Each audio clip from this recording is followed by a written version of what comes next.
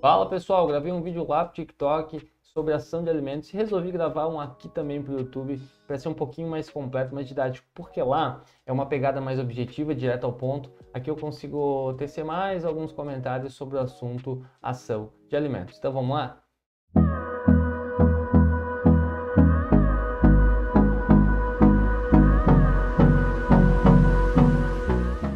Bom, lá eu falava sobre o que é uma ação de alimentos, como que funciona, quanto que custa.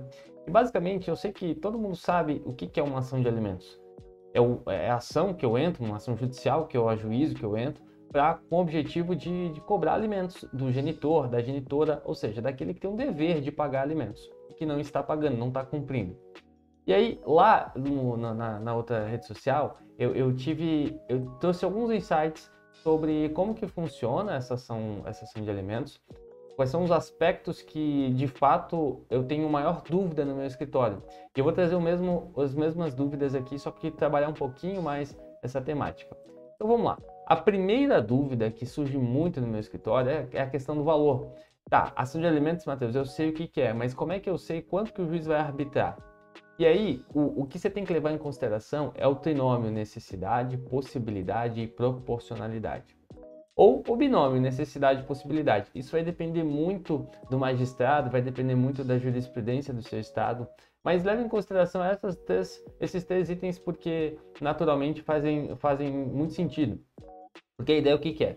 O juiz vai arbitrar a pensão alimentícia de acordo com as possibilidades do genitor pagar, a necessidade dessa criança e a proporcionalidade. Quanto que o pai e a mãe podem contribuir para o sustento, para a criação dessa criança. Qual é a realidade dos dois? Então isso é levado em consideração. Mas mais do que isso, a necessidade e a possibilidade. Então veja, quando eu falo em necessidade, é claro, eu sei, todos nós sabemos que que a criação de uma criança é muito caro, que não é barato. E se a gente fosse falar em necessidade, talvez falaríamos em valores altíssimos, astronômicos, mas que são realmente o custo de uma criança. Só que eu não levo em consideração somente a necessidade. Que a criança precisa, isso é indiscutível, mas eu preciso levar em consideração também o binômio possibilidade, quanto que esse genitor pode pagar. Vamos supor, se ele tem uma renda de R$ 1.800, a criança custa mais do que 1.800 para viver? Às vezes custa muito mais, porque só uma escola particular hoje a gente sabe que às vezes é muito mais caro que isso, dependendo da escola. Mas o que se tem que levar em consideração é qual é a situação do pai hoje? Ganha R$ 1.800, quanto que ele gasta para viver? Ele gasta 1.500, Matheus. Matheus, hoje em dia ninguém vive com 1.500. Eu sei disso. Mas o juiz é obrigado a tentar extrair o mínimo possível para que ele também dê o sustento da criança. Ou seja, nenhum juiz na face da terra vai dizer assim, o pai não tem condições de pagar, então deixa quieto, deixa assim mesmo. Não é assim que funciona. O pai ganha 1.800. Eu comprovo gastos de 2.000 desse genitor. O que o juiz vai dizer?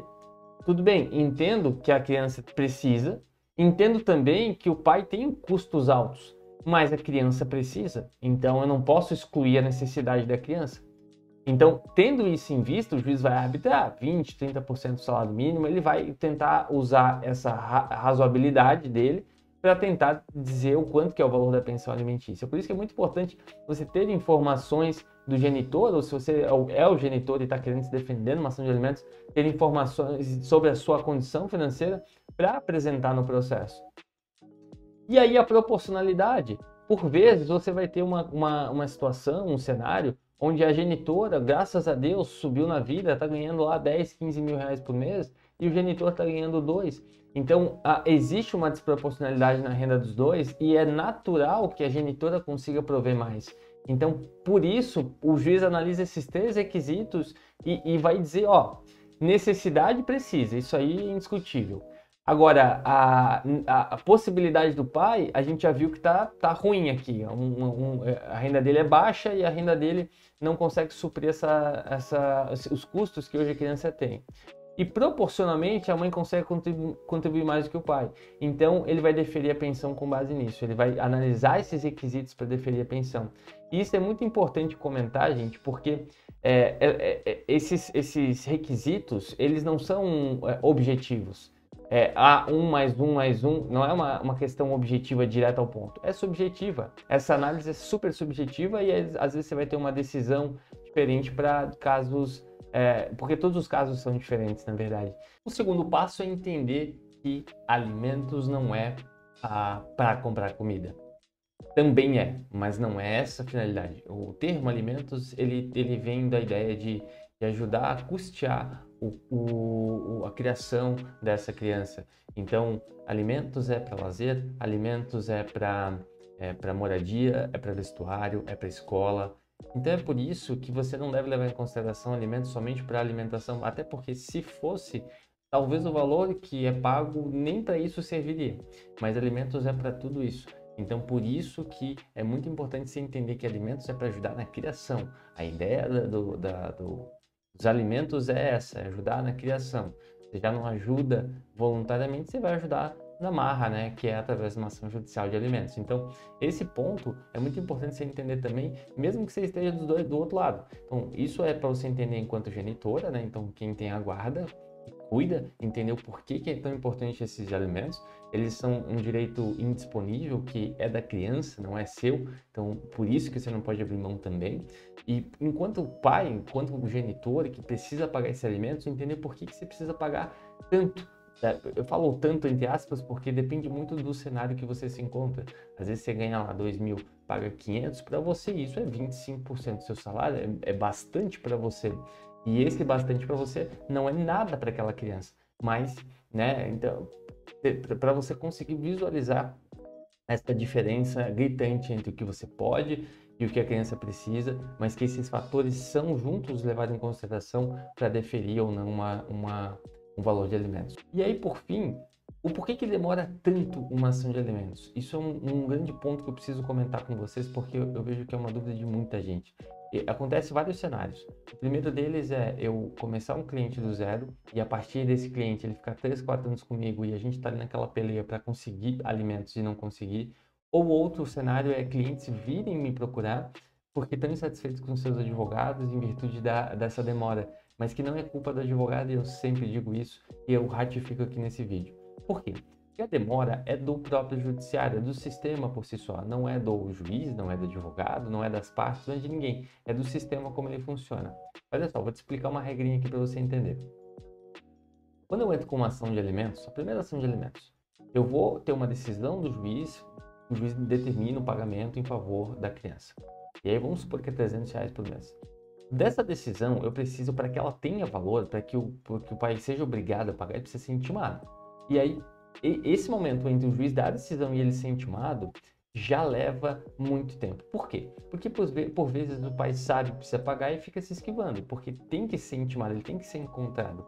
Às vezes ele está no trabalho e se esquiva, às vezes ele está no endereço que é desconhecido, às vezes ele pede para as pessoas falarem que ele não mora mais lá.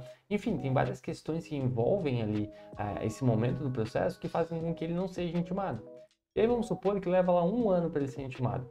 Matheus, conseguimos intimar depois de 1 ano, finalmente o processo vai andar. Vai andar mesmo? Será? Porque agora, se ele não pagar voluntariamente, eu preciso entrar com outro procedimento. E esse procedimento se chama cumprimento de sentença. Para quê? Para forçar ele a pagar. E aí, de novo, quando eu vou entrar com esse outro procedimento, o juiz vai mandar citar ele para pagar. Então, olha, a primeira intimação é para você tomar ciência, ó, você foi processado, você tem que pagar alimentos. A segunda agora é para dizer, ó, você não está pagando, você tem que pagar, e aí sob pena de, aí penhora de bens ou prisão. Então, veja só, agora eu vou ter que achar ele de novo. Então, mais 1 ano até achar ele de novo. Achei ele. Depois de 2 anos, então, já passou 2 anos. 1 do primeiro processo e 1 do segundo. Agora achei ele. Agora vou tentar bloquear bens dele. Não acho nada, não acho nenhum patrimônio. Então, vou tentar prender ele. Aí o juiz determina a ordem de prisão. Então, até tudo isso acontecer, isso leva muito tempo e por isso acaba o processo sendo moroso e demorado. Então você precisa levar isso em consideração e não tem muito que o advogado possa fazer.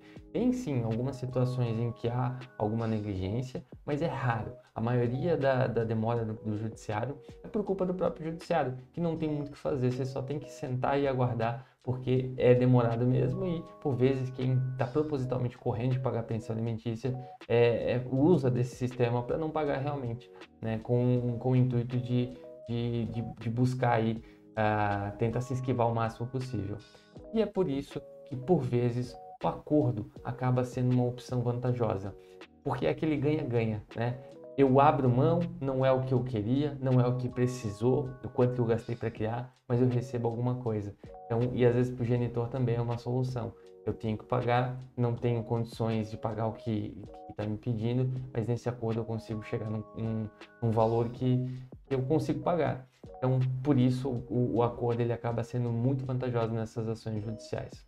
Bom, o objetivo não é falar sobre tudo com relação à ação de alimentos, só alguns aspectos, que são os aspectos que eu trouxe no TikTok, que eu estou trazendo aqui também, de uma maneira um pouquinho mais devagar, para que você consiga entender esses elementos e consiga, que são as principais dúvidas, né, do escritório de advocacia. Tem outras, mas essas são as principais, as cruciais dúvidas que aparecem no escritório.